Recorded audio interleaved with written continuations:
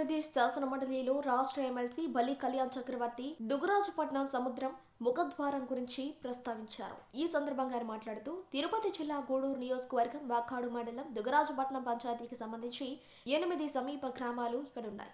ఇక్కడ ప్రజలు మొత్తం చేపల వేట మీదే ఆధారపడి తరతరాలుగా జీవిస్తున్నారని పేర్కొన్నారు.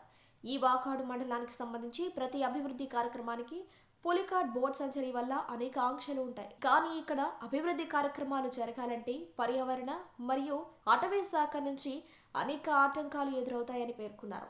దుగరాజపట్నం పంచాయతీకి సంబంధించి సముద్ర ముఖద్వారానికి కూడా బడ్జెట్ ను కేటాయించి అక్కడ ఉన్న వేల మంది మత్స్యకారు కుటుంబాలకు శాశ్వత పరిష్కారాన్నిచ్చి వారి కుటుంబాలలో ఆనందోత్సాహాలు నింపాలని రాష్ట్ర ప్రభుత్వాన్ని కోరుతున్నామని ఎమ్మెల్సీ తెలియజేశారు. అధ్యక్ష, తిరుపతి జిల్లా గూడూరు నియోజకవర్గం వాకాడు మండలం దుగరాజపట్నం పంచాయతీకి సంబంధించి 8 సమీప గ్రామాలు ఉన్నాయి. అధ్యక్ష, ఇక్కడ ప్రజలు మొత్తం చేపల వేట మీద ఆధారపడి తరతరాలుగా జీవిస్తున్నారు. అధ్యక్ష, అయితే ఈ వాకాడు మండలం పులికాట్ బర్డ్ శాంక్చురీకి సమీపంలో ఉంటుంది కాబట్టి అక్కడ ఏ కార్యక్రమం మొదలు పెట్టాలన్నా, ఏ అభివృద్ధి కార్యక్రమం మొదలు పెట్టాలన్నా అనేక ఆంక్షలు ఉంటాయి. అధ్యక్ష, అటవీ శాఖ నుంచి మరియు పర్యావరణ శాఖ నుంచి.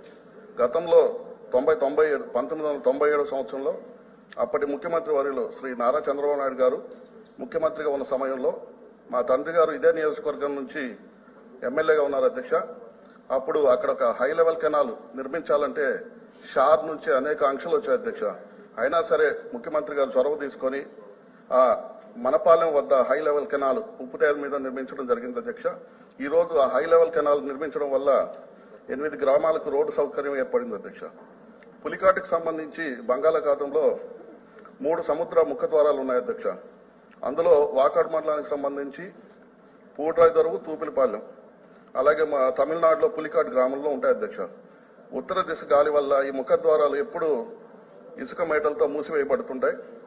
ఈ ఇసుక మేట ద్వారా సముద్రంలో వేటకు వెళ్లే మత్స్యకారులకు అనేక ఇబ్బందులు ఏర్పడుతున్నాయి. అధ్యక్ష, కావున కేంద్ర ప్రభుత్వం మన రాష్ట్రంలో పూడ్రాయిదొరువు ముఖద్వారానికి పూడికి తీతకు 97 కోట్ల రూపాయలు మంజూరు చేసి ఉన్నది. అధ్యక్ష, అలాగే దుగరాజపట్నానికి సంబంధించి తూపిలిపాలెం ముఖద్వారంకి మన రాష్ట్ర ప్రభుత్వం చొరవ తీసుకొని వాళ్ళకి కొంత బడ్జెట్ కేటాయించి అక్కడ ఒక ముఖద్వారాన్ని ఏర్పాటు చేస్తే అక్కడ ఉన్న వేల మంది మత్స్యకారుల కుటుంబంలో శాశ్వత పరిష్కారాన్ని ఇచ్చి వారి కుటుంబాల్లో ఆనందోత్సవాలు నింపాలని మీ ద్వారా ప్రభుత్వానికి